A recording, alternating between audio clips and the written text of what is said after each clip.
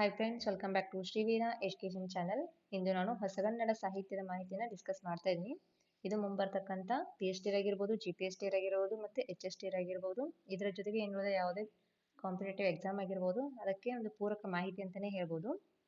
ಈಗಾಗಲೇ ನಾನು ಹಿಂದಿನ ವಿಡಿಯೋದಲ್ಲಿ ಹಳಗನ್ನಡ ಸಾಹಿತ್ಯ ಮತ್ತು ನಡುಗನ್ನಡ ಸಾಹಿತ್ಯದ ಸಂಪೂರ್ಣವಾದ ಮಾಹಿತಿಯನ್ನು ಡಿಸ್ಕಸ್ ಮಾಡಿದ್ದೀನಿ. ಯಾರಾದರೂ ನೋಡಿಲ್ಲ ಅಂದರೆ ನೋಡ್ಕೋಬಹುದು. ಇದು ಅದರ ಮುಂದುವರೆದ ಭಾಗ, ಹೊಸಗನ್ನಡ ಸಾಹಿತ್ಯ. ಹಾಗಾದರೆ ಕನ್ನಡ ಸಾಹಿತ್ಯ ಚರಿತ್ರೆಯಲ್ಲಿ ಹೊಸಗನ್ನಡ ಸಾಹಿತ್ಯ ಒಂದು ಪ್ರಮುಖವಾದ ಘಟ್ಟ ಅಂತಲೇ ಹೇಳ್ಬೋದು. ಸುಮಾರು ಇದು ಯಾವಾಗ ಸ್ಟಾರ್ಟ್ ಆಗಿತ್ತು ಅಂತ ನೋಡಿದ್ರೆ 19ನೇ ಶತಮಾನದಿಂದ ಆರಂಭವಾಗಿ ಪ್ರಸ್ತುತ ಇಂದಿನ ಶತಮಾನದವರೆಗೂ ನೋಡ್ರಿ, ಅಂದ್ರೆ ಪಾಶ್ಚಾತ್ಯ ಶಿಕ್ಷಣ ಮತ್ತು ಆಧುನಿಕ ಶಿಕ್ಷಣದೊಂದಿಗೆ ಏನೈತಿ ಅಂದ್ರೆ ಆಧುನಿಕ ಸಾಹಿತ್ಯಗಳಿಗೆ ಬೆಳೆದು ಬಂದೈತೆ ಅಂತ ಹೇಳ್ಬೋದು. ಹಾಗಾದ್ರೆ ಇದರಲ್ಲಿ ಬರ್ತಕ್ಕಂಥ ಪ್ರಮುಖ ಹಂತಗಳು ನೋಡೋದಾದ್ರೆ ಮೊದಲಿಗೆ ಬರೋದು ನವೋದಯ ಸಾಹಿತ್ಯ. ಈ ನವೋದಯ ಸಾಹಿತ್ಯ ಹೊಸಗನ್ನಡದ ಮೊದಲ ಘಟ್ಟ ಅಂತಾನೆ ಹೇಳ್ಬೋದು. ಹಾಗಾದ್ರೆ ಈ ನವೋದಯ ಸಾಹಿತ್ಯದಲ್ಲಿ ಬರ್ತಕ್ಕಂಥ ಕವಿಗಳು ನೋಡೋದಾದ್ರೆ BM ಶ್ರೀ ಆಗಿರ್ಬೋದು, ಕುವೆಂಪು ಆಗಿರ್ಬೋದು, ದ ರಾ ಬೇಂದ್ರೆ ಆಗಿರ್ಬೋದು, ಮಾಸ್ತಿ ವೆಂಕಟೇಶ್ ಅಯ್ಯಂಗಾರ್ ಆಗಿರ್ಬೋದು, ನೆಕ್ಸ್ಟ್ DV ಗುಂಡಪ್ಪ ಆಗಿರ್ಬೋದು, ಇವರೆಲ್ಲ ನವೋದಯ ಸಾಹಿತ್ಯದಲ್ಲಿ ಕಂಡುಬರ್ತಕ್ಕಂಥ ಕವಿಗಳು ಅಂತ ಹೇಳ್ಬೋದು. ಹಾಗಾದ್ರೆ ಈ ನವೋದಯ ಸಾಹಿತ್ಯದ ವಿಶೇಷತೆ ನೋಡೋದಾದ್ರೆ ಇಲ್ಲಿ ಪ್ರಕೃತಿ ಪ್ರೇಮ ಮತ್ತ ದೇಶಭಕ್ತಿ ಮತ್ತ ಭಾವಗೀತೆಗಳ ಕಾಲ ಅಂತಾನೆ ಹೇಳ್ಬೋದು ಈ ನವೋದಯ ಸಾಹಿತ್ಯ. ಇದಾದ ನಂತರ ನೆಕ್ಸ್ಟ್ ಬರುವುದು ಪ್ರಗತಿಶೀಲ ಸಾಹಿತ್ಯ.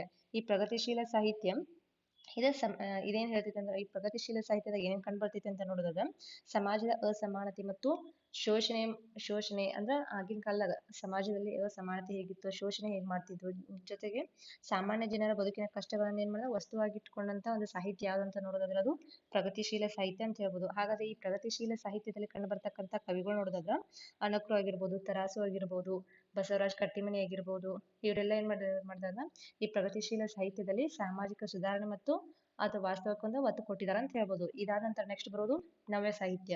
ಈ ನವ್ಯ ಸಾಹಿತ್ಯದ ವಿಶೇಷತೆ ನೋಡೋದಾದ್ರೆ ಇಲ್ಲಿ ನೋಡ್ರಿ, ಇದು ಬದುಕಿನ ಸಂಕೀರ್ಣತೆ ಮತ್ತು ವ್ಯಕ್ತಿ ಕೇಂದ್ರಿತ ಚಿಂತನೆಗೆ ಅವಕಾಶ ಮಾಡಿಕೊಟ್ಟಿದೆ ಅಂತ ಹೇಳ್ಬೋದು. ಹಾಗಾದ್ರೆ ಈ ನವ್ಯ ಸಾಹಿತ್ಯದಲ್ಲಿ ಕಂಡುಬರ್ತಕ್ಕಂಥ ಕವಿಗಳು ನೋಡೋದಾದ್ರೆ ಗೋಪಾಲ ಕೃಷ್ಣ ಅಡಿಗ ಆಗಿರ್ಬೋದು, UR ಅನಂತಮೂರ್ತಿ ಆಗಿರ್ಬೋದು, ಲಂಕೇಶ್ ಆಗಿರ್ಬೋದು, ಗಿರೀಶ್ ಕಾರ್ನಾಡ್ ಆಗಿರ್ಬೋದು, ಚಂದ್ರಶೇಖರ್ ಕಂಬಾರ್ ಆಗಿರ್ಬೋದು, ಇವರೆಲ್ಲ ನವ್ಯ ಸಾಹಿತ್ಯದಲ್ಲಿ ಕಂಡು ಬರ್ತಕ್ಕಂಥ ಕವಿಗಳು. ಹಾಗಾದ್ರೆ ನೆಕ್ಸ್ಟ್ ಬರೋದು ದಲಿತ ಮತ್ತು ಬಂಡಾಯ ಸಾಹಿತ್ಯ. 4ನೇ ಹಂತ ದಲಿತ ಮತ್ತು ಬಂಡಾಯ ಸಾಹಿತ್ಯ. ಈ ದಲಿತ ಮತ್ತು ಬಂಡಾಯ ಸಾಹಿತ್ಯದಲ್ಲಿ ಇದ್ರ ವಿಶೇಷತೆ ನೋಡೋದಾದ್ರೆ ಸಮಾಜದಲ್ಲಿ ತುಳಿತಕ್ಕೊಳಗಾದವರ ಧ್ವನಿಯಾಗಿ ಇವ್ರು ಏನ್ ಮಾಡಿದಾರೆ ಅಂದ್ರೆ ಅದ್ರ ವಿರುದ್ಧ ಏನ್ ಮಾಡಿದ್ರ ಪ್ರತಿಭಟನೆ ಮಾಡಿದಂತ ಒಂದು ಸಾಹಿತ್ಯ ಯಾವ್ದಂತ ನೋಡೋದಾದ್ರೆ ಅದು ದಲಿತ ಮತ್ತು ಬಂಡಾಯ ಸಾಹಿತ್ಯ ಅಂತ ಹೇಳ್ಬೋದು. ಹಾಗಾದ್ರೆ ಇದರಲ್ಲಿ ಬರ್ತಕ್ಕಂಥ ಪ್ರಮುಖ ಕವಿಗಳು ನೋಡೋದಾದ್ರೆ ದೇವನೂರು ಮಹದೇವ್ ಆಗಿರ್ಬೋದು, ನೆಕ್ಸ್ಟ್ ಸಿದ್ದಲಿಂಗಯ್ಯ, ನೆಕ್ಸ್ಟ್ ಬರಗೂರು ರಾಮಚಂದ್ರಪ್ಪ ಆಗಿರ್ಬೋದು, ಚನ್ನಣ್ಣ ವಾಲಿಕರ್ ಆಗಿರ್ಬೋದು, ಇವರೆಲ್ಲ ದಲಿತ ಮತ್ತು ಬಂಡಾಯ ಸಾಹಿತ್ಯದಲ್ಲಿ ಕಂಡು ಬರ್ತಕ್ಕಂಥ ಕವಿಗಳು. ಇದಾದ ನಂತರ ಬರೋದು ನವೋತ್ತರ ಅಥವಾ ಇಂದಿನ ಸಾಹಿತ್ಯ ಅಂತಾನೆ ಹೇಳ್ಬೋದು. ಹಾಗಾದ್ರೆ ಇತ್ತೀಚೆಗೆ ನೋಡ್ರಿ ಈ ನವ್ಯೋತ್ತರ ಮತ್ತು ಇಂದಿನ ಸಾಹಿತ್ಯ ನೋಡೋದಾದ್ರೆ ಇತ್ತೀಚೆಗೆ 2025ರಲ್ಲಿ ಬಾನು ಮುಷ್ತಾಕರ್ ಅವರ ಹೃದಯ ದೀಪ ಅನ್ನೋ ಕೃತಿಗೆ ಏನ್ ಸಿಕ್ತಂದ್ರ ಅಂತಾರಾಷ್ಟ್ರೀಯ ಮನ್ನಣೆ ಸಿಕ್ತಂತ ಹೇಳ್ಬೋದು ನೋಡ್ರಿ. ಅಂತಾರಾಷ್ಟ್ರೀಯ ಮ್ಯಾನ್ ಬುಕ್ಕರ್ ಅವಾರ್ಡ್ ಕೂಡ ಸಿಕ್ಕಿತ್ತು.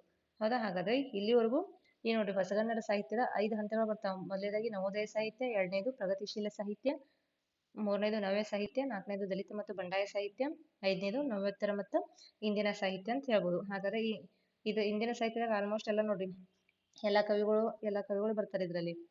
ಅದ್ರಾಗ ನಾ ಇವತ್ತು ಏನ್ ಮಾಡ್ತೀನಿ ಅಂದ್ರೆ ಜ್ಞಾನಪೀಠ ಪ್ರಶಸ್ತಿ ಪಡೆದಂತ ಕನ್ನಡದ ಪುರಸ್ಕೃತ ಕವಿಗಳ ಬಗ್ಗೆ ಡಿಸ್ಕಸ್ ಮಾಡ್ತಾ ಇದ್ದೀನಿ. ನೋಡ್ರಿ, ಮೊದಲನೇದಾಗಿ ಜ್ಞಾನಪೀಠ ಪ್ರಶಸ್ತಿ.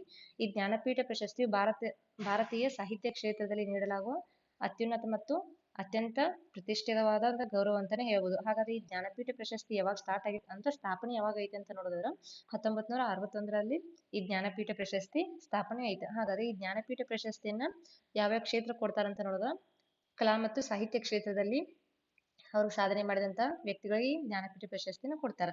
ಹಾಗಾದ್ರೆ ಈ ಪ್ರಶಸ್ತಿ ಯಾರು ನೀಡ್ತಾರಂತ ನೋಡಿದ್ರೆ ಭಾರತ ಸರ್ಕಾರ ನೀಡಂಗಿಲ್ಲ. ಅದ್ರ ಬದಲಾಗಿ ಯಾವ್ದು ನೀಡ್ತೈತೆ ಅಂದ್ರೆ ಭಾರತೀಯ ಜ್ಞಾನಪೀಠ ಎಂಬ ಸಾಂಸ್ಕೃತಿಕ ಸಂಸ್ಥೆ ಐತಿ, ಆ ಸಂಸ್ಥೆ ಈ ಜ್ಞಾನಪೀಠ ಪ್ರಶಸ್ತಿಯನ್ನ ನೀಡ್ತೈತಿ. ಹಾಗಾದ್ರೆ ಈ ಜ್ಞಾನಪೀಠ ಪ್ರಶಸ್ತಿಯ ಸ್ವರೂಪ ನೋಡೋದಾದ್ರೆ ಇದು 11 ಲಕ್ಷ ನಗದು ಬಹುಮಾನ ಐತಿ, ಜೊತೆಗೆ ಪ್ರಶಸ್ತಿ ಪತ್ರ ಐತಿ ಮತ್ತು ವಾಗ್ದೇವಿ ಅಂದ್ರೆ ಸರಸ್ವತಿ ದೇವಿಯ ಕಂಚಿನ ಒಂದು ವಿಗ್ರಹನ ಒಳಗೊಂಡೈತೆ ಅಂತ ಹೇಳ್ಬೋದು.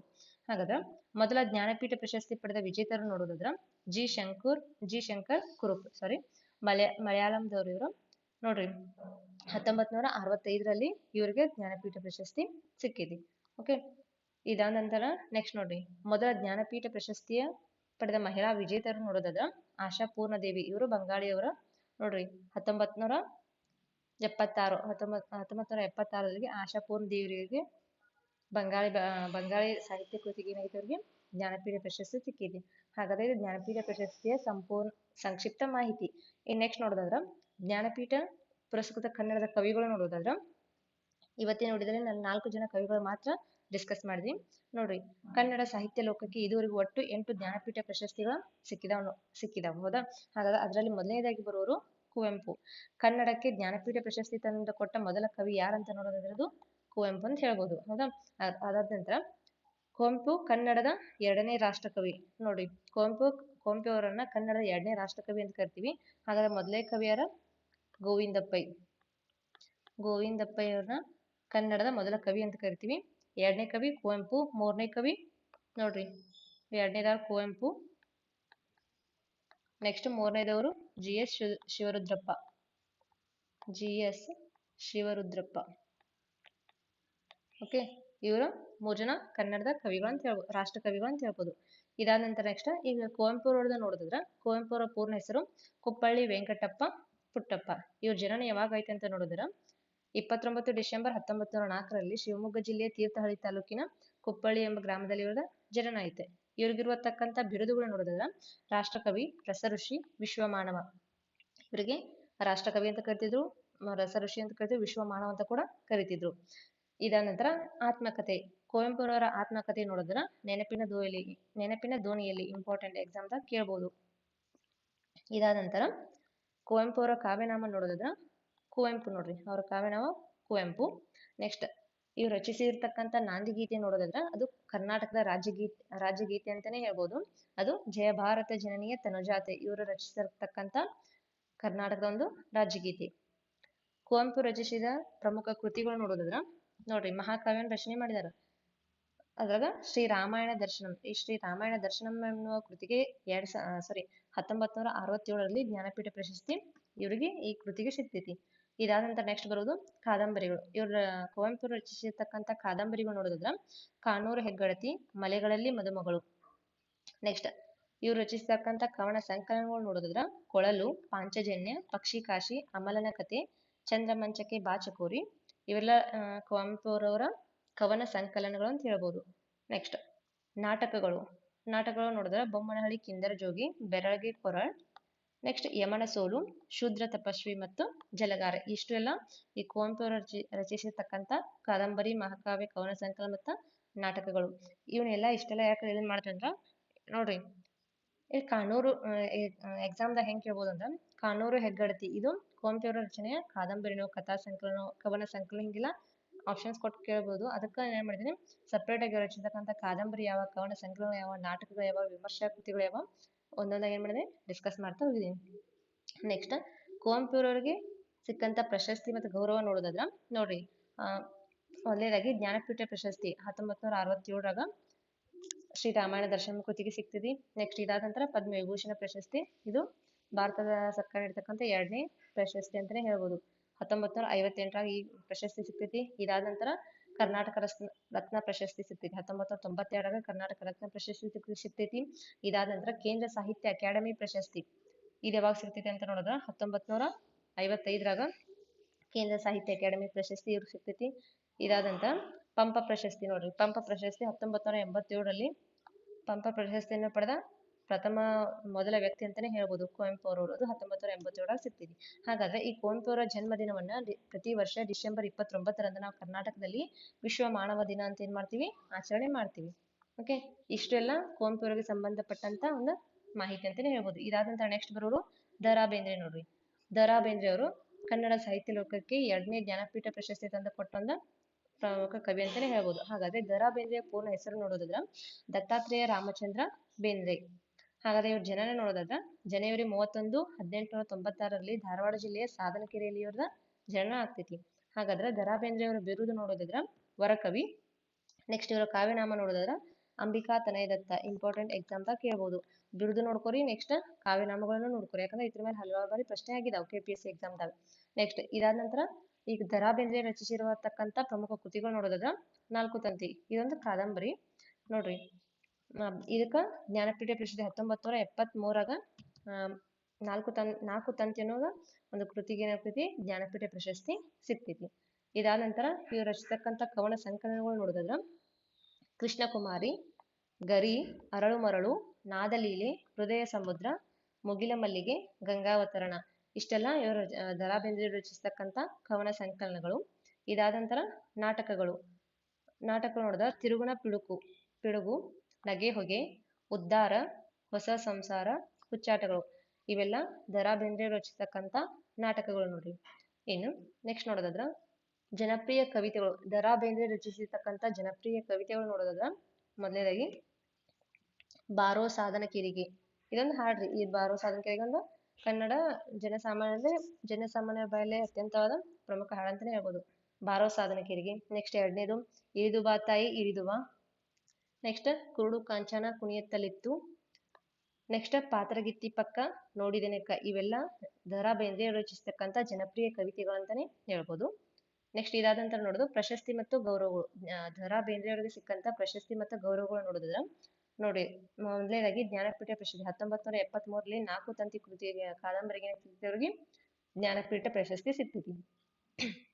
ಇದಾದ ನಂತರ ಪದ್ಮಶ್ರೀ ಪ್ರಶಸ್ತಿ 1968 ಪದ್ಮಶ್ರೀ ಪ್ರಶಸ್ತಿ ಅವರಿಗೆ ಸಿಗ್ತೈತಿ. ಕೇಂದ್ರ ಸಾಹಿತ್ಯ ಅಕಾಡೆಮಿ ಪ್ರಶಸ್ತಿ 1959 ಅರಳು ಮರಳು ಕಾದಂಬರಿಗೆ ಏನಾಗ್ತೈತಿ ಅಂದ್ರೆ ಕೇಂದ್ರ ಸಾಹಿತ್ಯ ಅಕಾಡೆಮಿ ಪ್ರಶಸ್ತಿ ಸಿಗ್ತೈತಿ. ಇದಾದ ನಂತರ ಕರ್ನಾಟಕ ಸಾಹಿತ್ಯ ಅಕಾಡೆಮಿ ಪ್ರಶಸ್ತಿ ಕೂಡ ಇವ್ರಿಗೆ ಸಿಗ್ತೈತಿ. ಇದಾದ ನಂತರ ನೋಡ್ರಿ 1943 ಶಿವಮೊಗ್ಗದಲ್ಲಿ ನಡೆದಂತ 27ನೇ ಕನ್ನಡ ಸಾಹಿತ್ಯ ಸಮ್ಮೇಳನದ ಇವರು ಅಧ್ಯಕ್ಷತೆಯ ಸ್ಥಾನವನ್ನ ವಹಿಸ್ತಾರೆ ನೋಡ್ರಿ. 1943 ನಡೆತಕ್ಕಂತ 27ನೇ ಕನ್ನಡ ಸಾಹಿತ್ಯ ಸಮ್ಮೇಳನದಲ್ಲಿ ಏನ್ ಮಾಡ್ತಾರ ಅಧ್ಯಕ್ಷರಾಗಿ ಸೇವೆಯನ್ನು ಸಲ್ಲಿಸ್ತಾರ ಅಂತ ಹೇಳ್ಬೋದು. ಇದಾದಂತ ಮೈಸೂರು ವಿಶ್ವವಿದ್ಯಾಲಯ 1966 ಕರ್ನಾಟಕ ವಿಶ್ವವಿದ್ಯಾಲಯ 1968 ಕಾಶಿ ಹಾಗೂ ವಾರಣಾಸಿ ವಿದ್ಯಾಪೀಠ 1979 ಇವರಿಗೆ ಗೌರವ ಡಾಕ್ಟರೇಟ್ ಪದವಿನ ಪ್ರಮಾಣ ಮಾಡ್ತೈತಿ. ಇಷ್ಟೆಲ್ಲ ಮಾಹಿತಿ ದ.ರಾ ಬೇಂದ್ರೆ ಅವರ ಕುರಿತ ಸಂಪೂರ್ಣವಾದ ಮಾಹಿತಿ ಅಂತಾನೆ ಹೇಳ್ಬೋದು. ನೆಕ್ಸ್ಟ್ ಬರೋರು ಶಿವರಾಮ್ ಕಾರಂತ್. ಈ ಶಿವರಾಮ್ ಕಾರಂತ್ ಕನ್ನಡ ಸಾಹಿತ್ಯ ಲೋಕಕ್ಕೆ ಜ್ಞಾನಪೀಠ ಪ್ರಶಸ್ತಿ ತಂದು ಕೊಟ್ಟ 3ನೇ ಕವಿ ಅಂತಾನೆ ಹೇಳ್ಬೋದು. ಓಕೆ, ಹಾಗಾದ್ರೆ ಈ ಕನ್ನಡ ಸಾಹಿತ್ಯ ಲೋಕದ ನಡೆದಾಡುವ ವಿಶ್ವಕೋಶ ಅಂದ್ರೆ ಖ್ಯಾತಿ ಯಾರು ಪಡೆದಾರ ಅಂತ ನೋಡೋದಾದ್ರೆ ಅದು ಶಿವರಾಮ್ ಕಾರಂತ್ ಅವರು ಅಂತಾನೆ ಹೇಳ್ಬೋದು. ನೆಕ್ಸ್ಟ್ ಶಿವರಾಮ್ ಕಾರಂತ್ ಅವರು ಕೇವಲ ಒಬ್ಬ ಸಾಹಿತಿ ಅಷ್ಟೇ ಅಲ್ಲದ ಅವ್ರು ಏನ್ ಮಾಡ್ತಾರ ಅಂದ್ರೆ ಪ್ರಕೃತಿ ಪ್ರೇಮಿಯಾಗಿನೂ ಜೊತೆಗೆ ಒಬ್ರು ಕಲಾವಿದರಾಗಿ ಒಬ್ರು ಪರಿಸರವಾದಿಯಾಗಿ ಮತ್ತು ಒಬ್ರು ಸಂಶೋಧಕರಾಗಿ ಸೇವೆ ಸಲ್ಲಿಸಿದಾರೆ. ಹೀಗಾಗಿ ಅವರನ್ನ ನೋಡ್ರಿ ನಡೆದಾಡುವ ವಿಶ್ವಕೋಶ ಅಂದ್ರೆ ಇಷ್ಟೆಲ್ಲಾ ಇದನ್ ಮಾಡ್ಬಿಟ್ಟು ಅವ್ರ ಜ್ಞಾನವನ್ನ ಏನಾಗೈತಿ ಅತ್ಯಂತ ಹೆಚ್ಚಿನ ಜ್ಞಾನವನ್ನ ಸಂಪಾದನೆ ಮಾಡಿದಾರೆ. ಸೊ ಹಾಗಾಗಿ ಇವ್ರನ್ನ ನಡೆದಾಡುವ ವಿಶ್ವಕೋಶ ಅಂತ ಕರೀತಾರ. ನೆಕ್ಸ್ಟ್ ಇವ್ರ ಜನನ ನೋಡೋದಾದ್ರ ಅಕ್ಟೋಬರ್ 10, 1902 ಉಡುಪಿ ಜಿಲ್ಲೆಯ ಕೋಟ್ ಎಂಬ ಗ್ರಾಮದಲ್ಲಿ ಇವ್ರದ್ದು ಏನಾಗ್ತೈತಿ ಜನನ ಆಗ್ತೈತಿ. ಇವ್ರಿಗಿರ್ತಕ್ಕಂಥ ಬಿರುದುಗಳು ನೋಡೋದಾದ್ರ ನಡೆದಾಡುವ ವಿಶ್ವಕೋಶ, ಕಡಲ ತೀರದ ಭಾರ್ಗವ ಇಂಪಾರ್ಟೆಂಟ್ ಎಕ್ಸಾಮ್ದಾಗ ಕೇಳ್ಬೋದು. ನೆಕ್ಸ್ಟ್ ಆತ್ಮಕತೆ ಹುಚ್ಚು ಮನಸ್ಸಿನ 10 ಮುಖಗಳು ಇಂಪಾರ್ಟೆಂಟ್ ನೋಡ್ರಿ, ಇದು ಕೂಡ ಎಕ್ಸಾಮ್ದಾಗ ಕೇಳ್ಬೋದು. ಇವೇನು ಒಳಗೊಂಡಂತ ನಾ ಈಗಾಗಲೇ ಒಂದು ಪ್ರಮುಖ ಕವಿಗಳು ಮತ್ತು ಅವರ ಆತ್ಮಕಥೆಗಳ ಸಂಪೂರ್ಣವಾದ ಒಂದು ವಿಡಿಯೋ ಮಾಡಿ ಹಾಕಿದ್ದೀನಿ. ಅವರ ಆತ್ಮಕಥೆಗಳು ಏನೇನು ಒಳಗೊಂಡ ಅಂತ ಅದರಲ್ಲಿ ಡಿಸ್ಕಸ್ ಮಾಡಿದ್ದೀನಿ. ಯಾರಾದ್ರೂ ನೋಡಿಲ್ಲ ಅಂದ್ರೆ ಅದನ್ನ ಆ ವಿಡಿಯೋನ ನೋಡ್ಬೋದು. ನೆಕ್ಸ್ಟ್ ಶಿವರಾಮ್ ಕಾರಂತ್ ಅವರು ರಚಿಸಿರ್ತಕ್ಕಂಥ ಪ್ರಮುಖ ಕೃತಿಗಳು ನೋಡೋದಾದ್ರ ನೋಡ್ರಿ ಅದ್ರಾಗ ಮೊದಲಾಗಿ ಕಾದಂಬರಿಗಳು ವಿಚಿತ್ರಕೂಟ. ಇವ್ರದ ಶಿವರಾಮ್ ಕಾರಂತ್ ಅವರು ರಚಿಸಿದ ಮೊದಲ ಕಾದಂಬರಿ ಯಾವ್ದಂದ್ರ ವಿಚಿತ್ರಕೂಟ. ಇದಾದ ನಂತರ ಬೆಟ್ಟದ ಜೀವ, ಮೂಕಜ್ಜಿಯ ಕನಸುಗಳು. ಈ ಮೂಕಜ್ಜಿಯ ಕನಸುಗಳನ್ನ ಕೃತಿಗೆ ಜ್ಞಾನಪೀಠ ಪ್ರಶಸ್ತಿ ಇವರಿಗೆ ಸಿಗ್ತೈತಿ. ನೆಕ್ಸ್ಟ್ ಚೋಮನ ದುಡಿ, ಮರಳಿ ಮಣ್ಣಿಗೆ, ಮೈಮನಗಳ ಸುಳಿಯಲ್ಲಿ, ಸರಸಮ್ಮನ ಸಮಾಧಿ ಇಂಪಾರ್ಟೆಂಟ್. ಇವನ್ನೆಲ್ಲ ನೋಡ್ಕೊರಿ, ಯಾಕಂದ್ರ ಕಾದಂಬರಿ ಯಾವ ಕಾದಂಬರಿ ಯಾರು ಬರ್ದಾರಂತ ಹಲವಾರು ಬಾರಿ ಕ್ವಶನ್ ಏನಾಗಿದಾವ ಕೇಳಿದಾರ. ನೆಕ್ಸ್ಟ್ ಇದಾದ ನಂತರ ನಾಟಕಗಳು. ಶಿವರಾಮ್ ಕಾರಂತ್ ಅವರು ರಚಿಸಿರ್ತಕ್ಕಂಥ ನಾಟಕಗಳು ನೋಡೋದಾರ ನಿಮ್ಮ ಓಟು ಯಾರಿಗೆ, ಗರ್ಭದ ಗುಡಿ, ಮುಕ್ತದ್ವಾರ ಇಷ್ಟ ನಾಟಕಗಳನ್ನ ಇವರು ರಚನೆ ಮಾಡಿದಾರು. ಇದಾದ ನಂತರ ಗೀತ ನಾಟಕಗಳು ಅಂತ ಬರ್ತಾವ. ಈ ಗೀತ ನಾಟಕಗಳು ಯಾವ್ಯಾವ ರಚನೆ ಮಾಡಿದಾರ ಅಂತ ನೋಡಿದ್ರ ಗೀತಾ ಗೌತಮಿ, ಬುದ್ಧೋದಯ ಅನ್ನೋದ 2 ಗೀತ ನಾಟಕಗಳನ್ನ ಇವರು ರಚನೆ ಮಾಡಿದಾರು.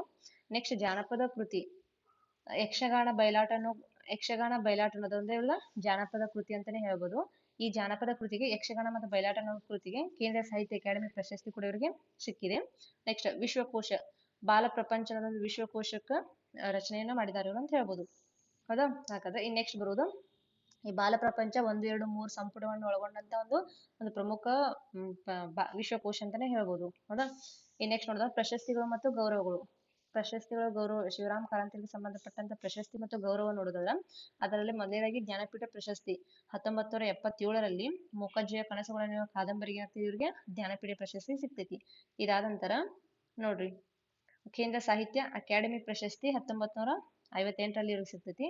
ಇದಾದ ನಂತರ ಕೇಂದ್ರ ಸಾಹಿತ್ಯ ಅಕಾಡೆಮಿ ಯಾವ ಕೃತಿಗೆ ಸಿಕ್ಕೈತಿ ಅಂದ್ರೆ ಯಕ್ಷಗಾನ ಮತ್ತು ಬಯಲಾಟ ಅನ್ನೋದೊಂದು ಜಾನಪದ ಕೃತಿಗೆ ಸಿಕ್ಕೈತಿ. ಇದಾದ ನಂತರ ಪಂಪ ಪ್ರಶಸ್ತಿ 1992 ಇವರಿಗೆ ಪಂಪ ಪ್ರಶಸ್ತಿ ಸಿಗ್ತೈತಿ. ಇದಾದ ನಂತರ ನಾಡೋಜ ಪ್ರಶಸ್ತಿ 1997ರಲ್ಲಿ ನಾಡೋಜ ಪ್ರಶಸ್ತಿ ಶಿವರಾಮ್ ಕಾರಂತರು ಸಿಗ್ತೈತಿ. ನೆಕ್ಸ್ಟ್ ಕರ್ನಾಟಕ ಲಲಿತಕಲಾ ಅಕಾಡೆಮಿ ಇದು 1984 ಇವರಿಗೆ ಈ ಪ್ರಶಸ್ತಿ ಸಿಗ್ತೈತಿ. ಇದಾದ ನಂತರ ವಿಶ್ವ ಭಾರತಿ ವಿಶ್ವವಿದ್ಯಾಲಯ ದೇಶಿಕೋತ್ತಮ ಪ್ರಶಸ್ತಿ 1997 ಸಿಗ್ತೈತಿ.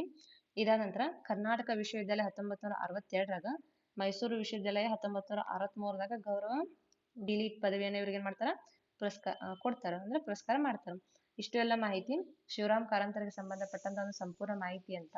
ಓಕೆ, ನೆಕ್ಸ್ಟ್ ಬರೋರು ಮಾಸ್ತಿ ವೆಂಕಟೇಶ್ ಅಯ್ಯಂಗಾರ್. ಕನ್ನಡ ಸಾಹಿತ್ಯ ಲೋಕದ ಮಾಸ್ತಿ ಎಂದೇ ಖ್ಯಾತರಾದವರು ಯಾರಂತ ನೋಡೋದಾದ್ರೆ ಅದು ಮಾಸ್ತಿ ವೆಂಕಟೇಶ್ ಅಯ್ಯಂಗಾರ್ ಅವರು. ಹೌದಾ, ಹಾಗಾದ್ರೆ ಇವರನ್ನ ಕನ್ನಡದ ಆಸ್ತಿ ಕೂಡ ಅಂತ ಏನ್ ಮಾಡ್ತಾರ ಗೌರವದಿಂದ ಇವರನ್ನ ಕರೀತಾರ. ಹಾಗಾದ್ರೆ ಇವರು ಸಣ್ಣ ಕಥೆಗಳ ಜನಕ ಅಂತ ಕೂಡ ಪ್ರಸಿದ್ಧಿಯನ್ನು ಪಡೆದಾರ ನೋಡ್ರಿ. ಮಾಸ್ತಿ ವೆಂಕಟೇಶ್ ಅಯ್ಯಂಗಾರ್ ಅವರು ಸಣ್ಣ ಕಥೆಗಳ ಜನಕ ಅಂತ ಕೂಡ ಒಂದು ಪ್ರಸಿದ್ಧಿಯನ್ನು ಪಡೆದಾರ. ಹಾಗಾದ್ರೆ ಇವ್ರ ಜನನ ನೋಡೋದಾದ್ರ ಜೂನ್ 6 1891ರಲ್ಲಿ ಕೋಲಾರ ಜಿಲ್ಲೆಯ ಮಾಲೂರು ತಾಲೂಕಿನ ಮಾಸ್ತಿ ಎಂಬ ಗ್ರಾಮದಲ್ಲಿ ಇವ್ರ ಜನನ ಆಗ್ತೈತಿ. ಇವ್ರ ಕಾವ್ಯನಾಮ ನೋಡೋದಾದ್ರ ಶ್ರೀನಿವಾಸ. ನೆಕ್ಸ್ಟ್ ಇವ್ರ ಆತ್ಮಕಥೆ ನೋಡೋದಾದ್ರ ಭಾವ. ಇವ್ರ ಬಿರುದು ನೋಡೋದಾದ್ರ ಕನ್ನಡದ ಆಸ್ತಿ. ಕನ್ನಡದ ಆಸ್ತಿ ಅನ್ನೋದು ಇವ್ರದೊಂದು ಬಿರುದು ಅಂತಾನೆ ಹೇಳ್ಬೋದು. ಹಾಗಾದ್ರೆ ಮಾಸ್ತಿ ವೆಂಕಟೇಶ್ ಅಯ್ಯಂಗಾರ್ ಅವರು ರಚಿಸ್ತಕ್ಕಂಥ ಪ್ರಮುಖ ಕೃತಿಗಳು ನೋಡೋದಾದ್ರ ನೋಡ್ರಿ ಮೊದಲನೇದಾಗಿ ಕಾದಂಬರಿಗಳು. ಚಿಕ್ಕವೀರ ರಾಜೇಂದ್ರ. ಈ ಚಿಕ್ಕವೀರ ರಾಜೇಂದ್ರ ಅನ್ನೋ ಕೃತಿಗೆ ಕಾದಂಬರಿಗರಿಗೆ ಜ್ಞಾನಪೀಠ ಪ್ರಶಸ್ತಿ ಸಿಕ್ಕೈತಿ. ನೆಕ್ಸ್ಟ್ ಚೆನ್ನ ಬಸವನಾಯಕ. ಇದು ಕೂಡ ಇವರು ರಚಿಸತಕ್ಕಂಥ ಒಂದು ಪ್ರಮುಖ ಕಾದಂಬರಿ ಅಂತಾನೆ ಹೇಳ್ಬೋದು. ಇದಾದ ನಂತರ ಸಾಮಾಜಿಕ ಕಾದಂಬರಿ. ಇವರು ರಚಿಸತಕ್ಕಂಥ ಸಾಮಾಜಿಕ ಕಾದಂಬರಿ ನೋಡೋದಾದ್ರೆ ಶೇಷಮ್ಮ. ಅದು 1976ರಲ್ಲಿ ರಚನೆ ಮಾಡಿದ್ದಾರೆ. ನೆಕ್ಸ್ಟ್ ಇವ್ರು ರಚಿಸತಕ್ಕಂಥ ಸಣ್ಣ ಕಥೆಗಳು ನೋಡೋದಾರ ಯಾಕಂದ್ರೆ ಸಣ್ಣ ಕಥೆಗಳ ಜನಕ ಅಂತಾನೆ ಕರೆದಾರ. ಹಾಗಾದ್ರೆ ಇವ್ರು ರಚಿಸತಕ್ಕಂಥ ಸಣ್ಣ ಕಥೆಗಳು ನೋಡೋದಾರ ರಂಗನ ಮದುವೆ. ಇದು ಮಾಸ್ತಿ ವೆಂಕಟೇಶ್ ಅಯ್ಯಂಗಾರ್ ಅವರು ರಚಿಸತಕ್ಕಂಥ ಮೊದಲ ಸಣ್ಣ ಕಥೆ ಅಂತಾನೆ ಹೇಳ್ಬೋದು, ರಂಗನ ಮದುವೆ. ಇದಾದ ನಂತರ ವೆಂಕಟಸ್ವಾಮಿಯ ಪ್ರಸಂಗ. ನೆಕ್ಸ್ಟ್ ಮೊಸರಿನ ಮಂಗಮ್ಮ. ಇನ್ನು ಹಲವಾರು ಸಣ್ಣ ಕಥೆಗಳನ್ನು ರಚನೆ ಮಾಡಿದಾರೆ. ಅದರ ಪ್ರಮುಖವಾದನ್ನ ಆಯ್ಕೆ ಮಾಡ್ಕೊಂಡಿನಿ. ನೆಕ್ಸ್ಟ್ ಇದಾದ ನಂತರ ನಾಟಕಗಳು. ಮಾಸ್ತಿ ವೆಂಕಟೇಶ್ ಅಯ್ಯಂಗಾರ್ ಅವರು ರಚಿಸತಕ್ಕಂಥ ನಾಟಕಗಳು ನೋಡೋದಾರ ಕಾಕನ ಕೋಟೆ, ತಾಳಿಕೋಟೆ, ಯಶೋಧರ, ಬಾನುಲಿ ದೃಶ್ಯಗಳು. ಇಷ್ಟೆಲ್ಲ ನಾಟಕಗಳನ್ನ ಏನ್ ಮಾಡಿದಾರೆ ಇವರು ರಚನೆ ಮಾಡಿದಾರೆ. ನೆಕ್ಸ್ಟ್ ಇದಾದ ನಂತರ ಮಾಸ್ತಿ ವೆಂಕಟೇಶ್ ಅಯ್ಯಂಗಾರ್ ಅವರಿಗೆ ಸಂಧಿಸಿದಕ್ಕಂತ ಅಂದ್ರೆ ಪಡೆದಕ್ಕಂತ ಪ್ರಶಸ್ತಿಗಳು ಮತ್ತು ಗೌರವಗಳು ನೋಡೋದಾದ್ರ ಒಂದೇದು ಜ್ಞಾನಪೀಠ ಪ್ರಶಸ್ತಿ 1983ರಲ್ಲಿ ಚಿಕ್ಕವೀರ ರಾಜೇಂದ್ರ ಕಾದಂಬರಿಗೆ ಇವರಿಗೆ ಜ್ಞಾನಪೀಠ ಪ್ರಶಸ್ತಿ ಸಿಗ್ತೈತಿ. ಇದಾದ ನಂತರ ಕೇಂದ್ರ ಸಾಹಿತ್ಯ ಅಕಾಡೆಮಿ ಪ್ರಶಸ್ತಿ 1968ರಲ್ಲಿ ಕೇಂದ್ರ ಸಾಹಿತ್ಯ ಅಕಾಡೆಮಿ ಪ್ರಶಸ್ತಿ ಸಿಗ್ತೈತಿ. ಮೈಸೂರು ಮಹಾರಾಜರಿಂದ ರಾಜ ಸೇವಾಸಕ್ತಿ ಅನ್ನುವ ಒಂದು ಬಿರುದನ್ನು ಕೂಡ ಇವ್ರು ಏನ್ ಮಾಡ್ತಾರ ಪಡ್ಕೊಳ್ತಾರ. ಇದಾದ ನಂತರ 1929ರಲ್ಲಿ ಬೆಳಗಾವಿಯಲ್ಲಿ ನಡೆತಕ್ಕಂತ 15ನೇ ಕನ್ನಡ ಸಾಹಿತ್ಯ ಸಮ್ಮೇಳನದ ಅಧ್ಯಕ್ಷರಾಗಿ ಇವ್ರು ಏನ್ ಮಾಡಿದಾರ ಕಾರ್ಯವನ್ನು ನಿರ್ವಹಿಸಿದಾರೆ ಅಂತ ಹೇಳ್ಬೋದು. ಹಾಗಾದ್ರೆ ನೋಡಿದ್ರಲ್ಲ ಸ್ನೇಹಿತರೆ, ಇಲ್ಲಿವರೆಗೂ ಹೊಸಗನ್ನಡ ಸಾಹಿತ್ಯದ ಉಗಮದಿಂದ ನೆಕ್ಸ್ಟ್ ಜ್ಞಾನಪೀಠ ಪ್ರಶಸ್ತಿಯಲ್ಲಿ ಒಳಗೊಂಡಂತ 4 ಕವಿಗಳ ಬಗ್ಗೆ ಡಿಸ್ಕಸ್ ಮಾಡಿದ್ನಿ.